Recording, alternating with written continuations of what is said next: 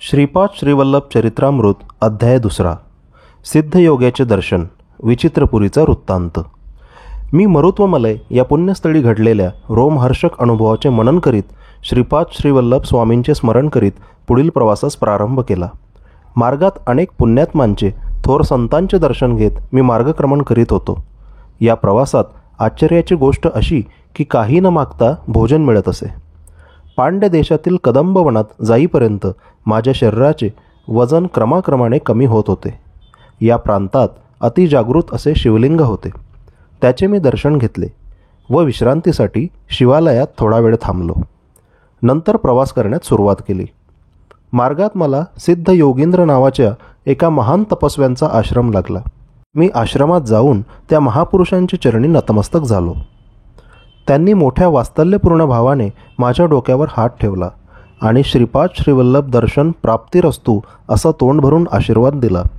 त्यांच्या चरणस्पर्शाने माझे शरीर कापसाप्रमाणे हलके वाटू लागले होते.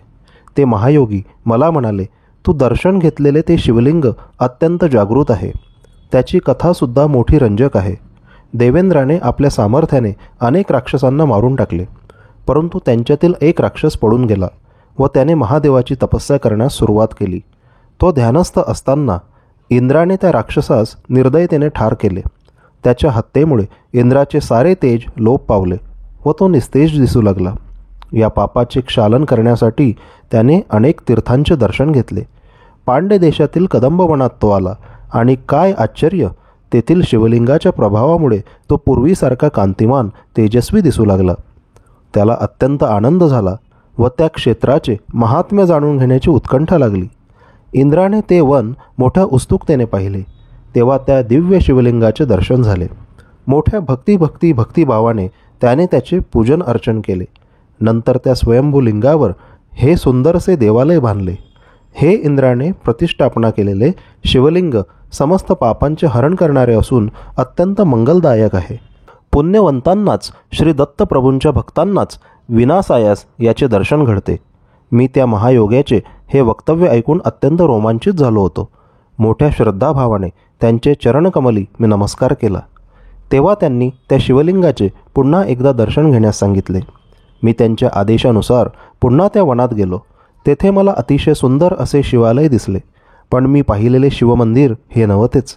मला हे मंदिर श्री मीनाक्षी सुंदरेश्वराच्या मंदिरासारखे अप्रतिम वाटले. मी मोठ्या श्रद्धेने शिवलिंगाचे दर्शन घेतले व श्री सिद्ध योगींद्राकडे येण्यास निघालो. तेथील परिसर जनसमुदायाने भरलेल्या एका शहरासारखा वाटला.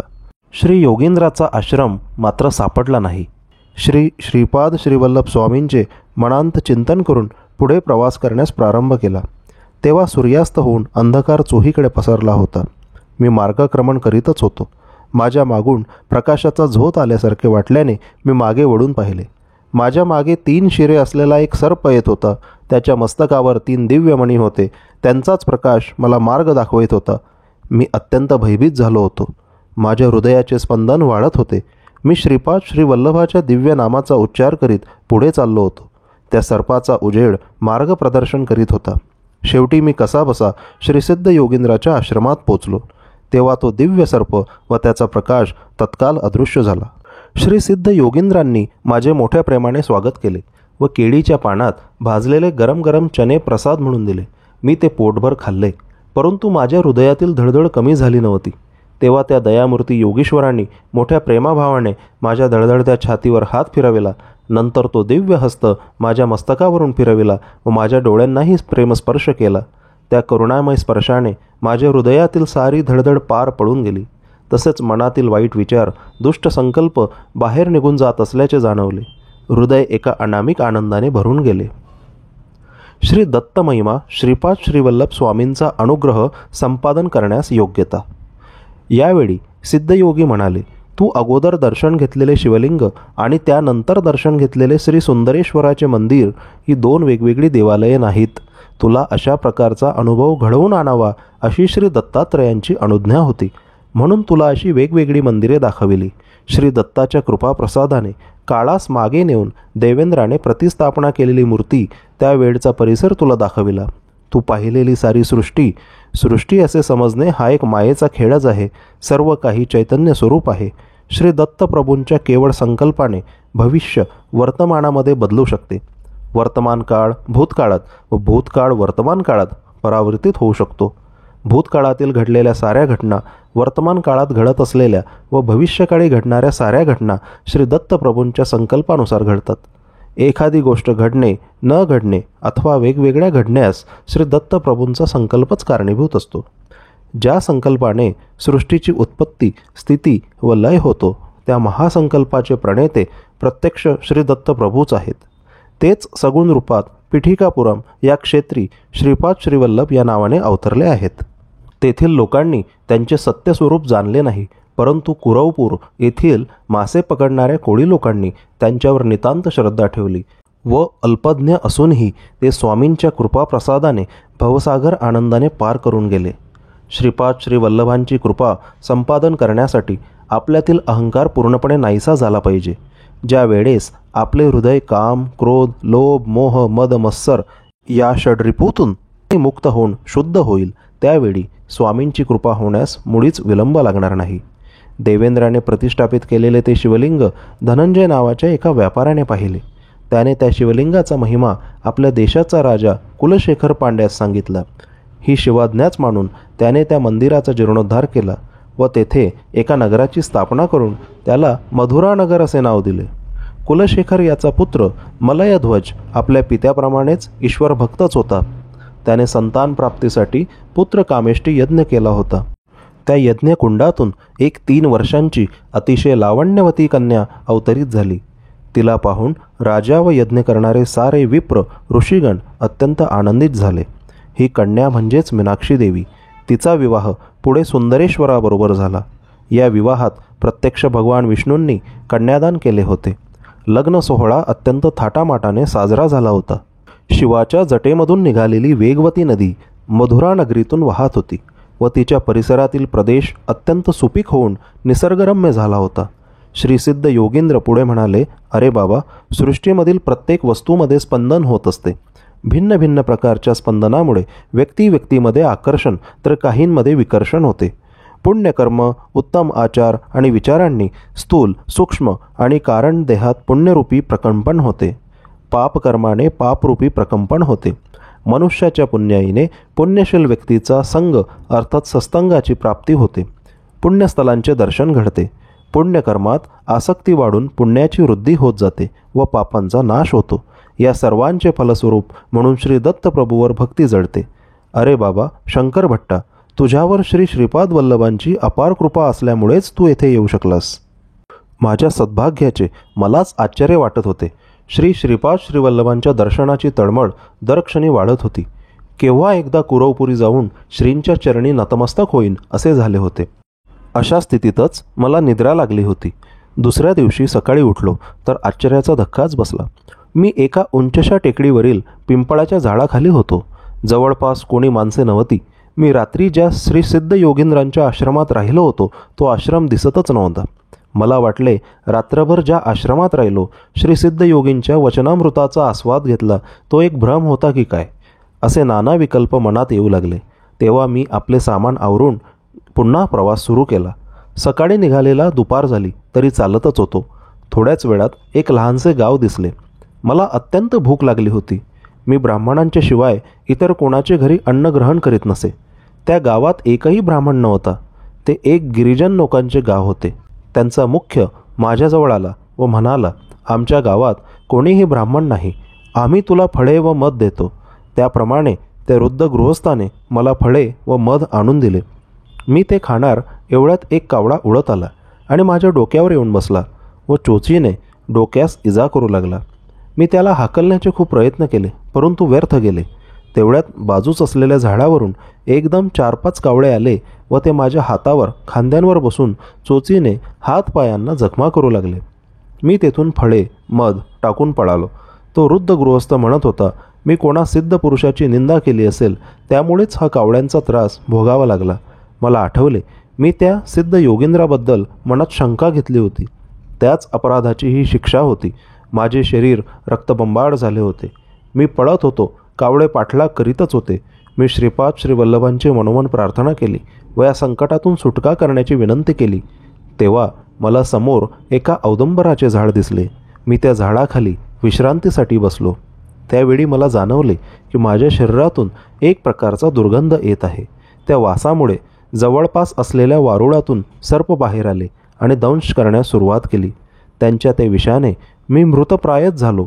तोंडातून फेस येत होता. हृदयाचे ठोके मंद गतीने चालले होते. केव्हा मृत्यू येईल ते सांगता येत नव्हते. सायंकाळ झाली होती. धोबी कपडे धुवून वाळवून कपड्याचे गाठोडे गाढवावर ठेवून ते घरी जात होते. माझी स्थिती पाहून त्यांना दया आली. त्यांनी मला एका गाढवावर बसविले व त्यांच्या गावातील चर्मवैद्याकडे घेऊन गेले. त्या वैद्याने वनातील काही मुळ्याचा रस काढून मला पिण्यास दिला. सर्पदंश झालेल्या जागेवर थोडी पाने बांधली. पिंपळाच्या कोवळ्या पानांचा रस काढून तो जखमेवर लावला. माझ्या दोन्ही कानात पिंपळाच्या पानाचे देठ ठेवले होते. विष जसे जसे पिंपळाच्या पानात उतरू लागले तशा तशा वेदना असह्य होऊन मी ओरडू लागलो. विष पूर्ण उतरून गेल्यावर मला बरे वाटले. मी ती रात्र वैद्याच्या घरीच काढली. तो वैद्य श्री दत्तप्रभूंचा भक्तच होता. तो रात्रीच्या वेळी आपल्या कुटुंबियांसह मधुर आवाजात दत्तप्रभूंचे भजन गात होता. मी पलंगावर निजलो होतो. त्यांच्या त्या रसभरीत कीर्तन गायनाने माझे हृदय श्री दत्तप्रभूंच्या अनुकंपेने भरून आले होते.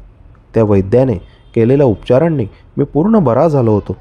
त्याचे हे उपकार कसे फेडावे हे मला समजत नव्हते. भजन संपवून तो वैद्य माझ्याकडे आला. त्याचे नेत्र करुणारसाची जणू वर्षाच करीत होते. तो म्हणाला, माझे नाव वल्लभदास आहे. मी चर्मकारांचा वैद्य आहे. मी नीच जातीचा असलो तरी मी जाणतो की तुम्ही श्रीपाद श्रीवल्लभांच्या दर्शनासाठी निघाला आहात.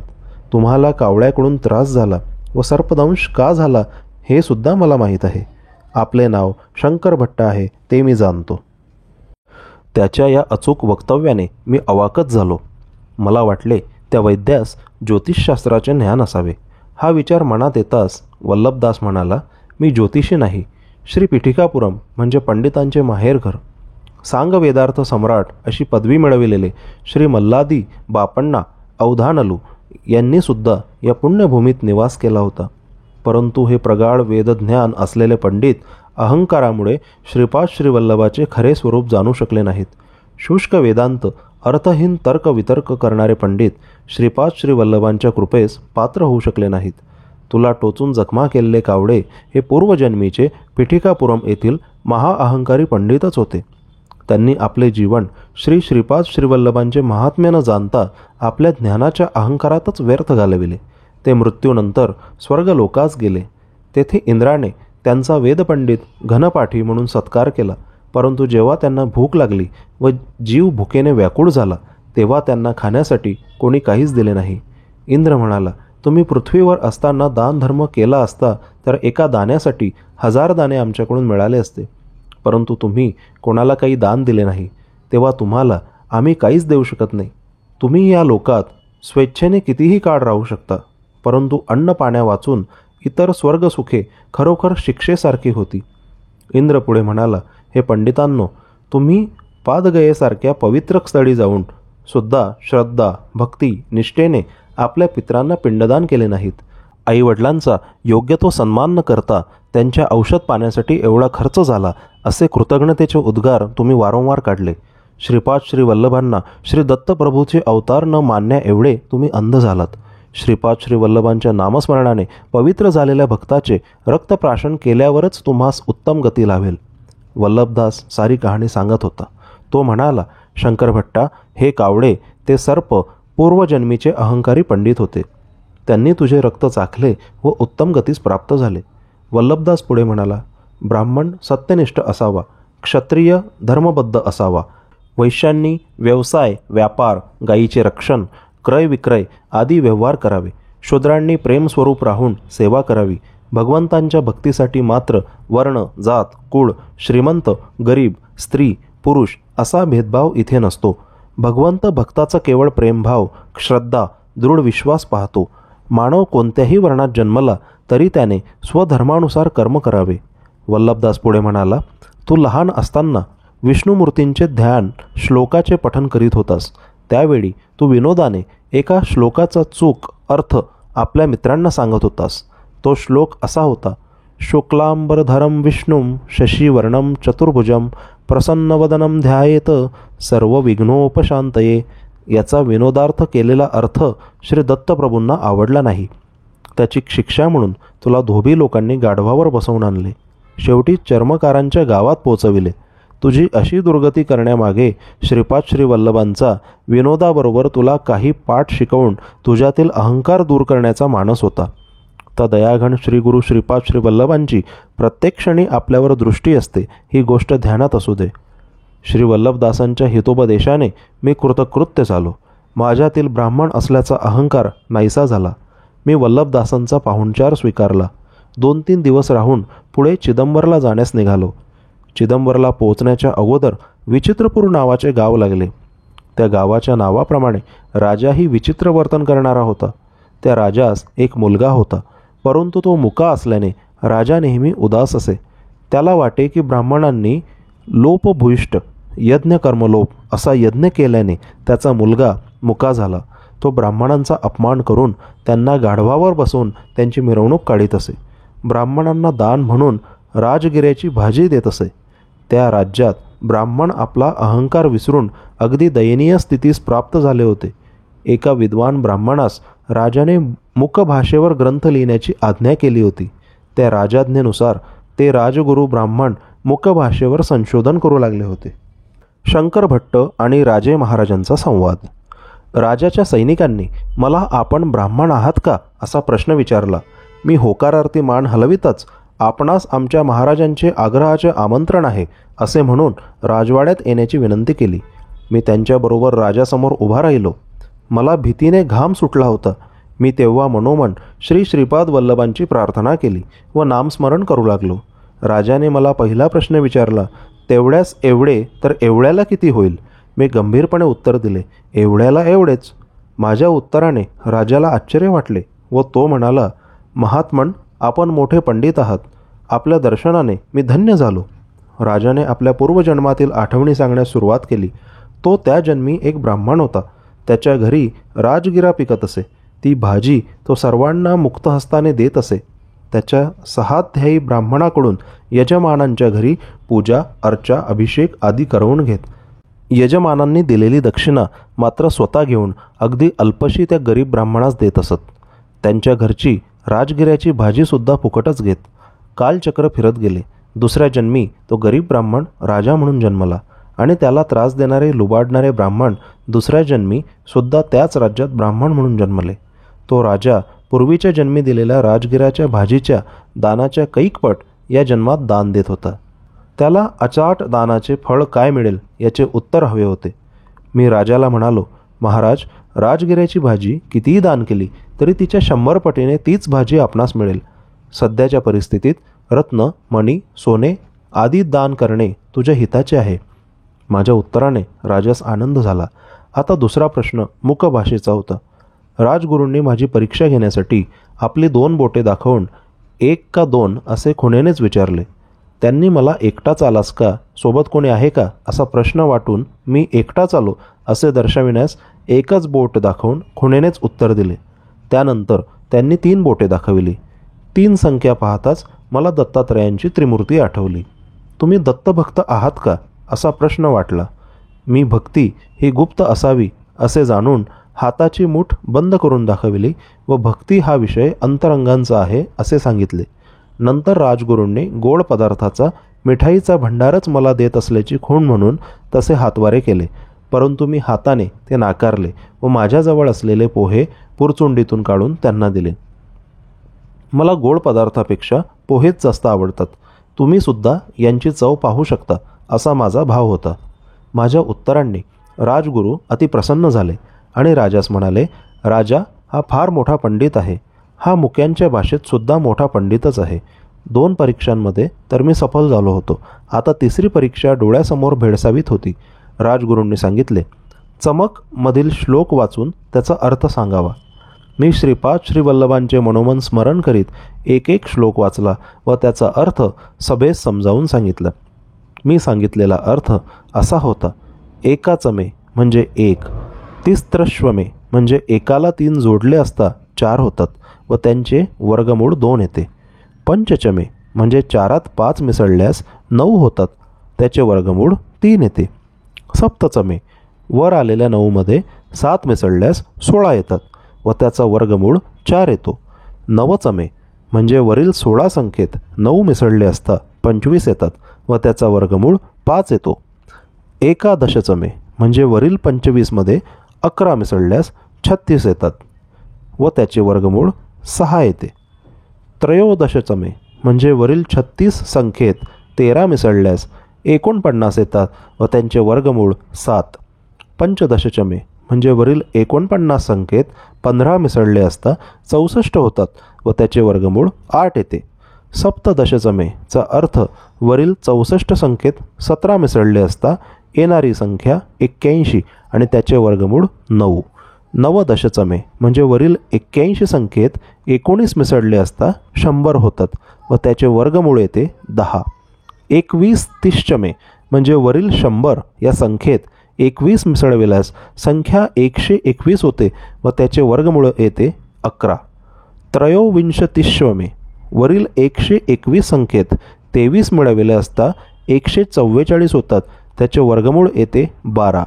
पंचविंशतिश्चमे याचा अर्थ वरील 144 संख्येत 25 मिसळले असता 169 होतात व त्याचे वर्गमूळ येते 13. सप्तविंशतिश्चमे याचा अर्थ वरील 169मध्ये 27 मिसळले असता 196 होतात व त्यांचे वर्गमूळ येते 14. नवविंशतिश्चमे म्हणजे वरील 196मध्ये 29 मिसळल्यास 225 होतात व त्याचे वर्गमूळ 15 येते. एकत्रिंशचमे याचा अर्थ वरील 225मध्ये 31 मिळविले असता 256 येतात आणि त्याचे वर्गमूळ येते 16. त्रयस्त्रिंशचमे म्हणजे वरील 256मध्ये 33 मिसळले असता 289 येते, त्याचे वर्गमूळ येते 17. माझे हे प्रवचन मलाच आश्चर्यकारक वाटले. मी हे जे काही बोललो ते सर्व सृष्टीच्या परमाणूचे रहस्य होते. ते कणादृषींना माहीत होते. परमाणूंच्या सूक्ष्म कणांच्या भेदामुळेच विविध धातूची निर्मिती होते. माझे प्रवचन दरबारातील सर्वांनाच खूप आवडले. राजाच्या सर्व प्रश्नांना समर्पक उत्तरे दिल्यामुळे व श्री श्रीपाद श्रीवल्लभांच्या कृपेने मी त्या विचित्रपूर नगरातून सुरक्षितपणे बाहेर पडलो. श्रीपाद श्रीवल्लभांचा जय जयकार असो.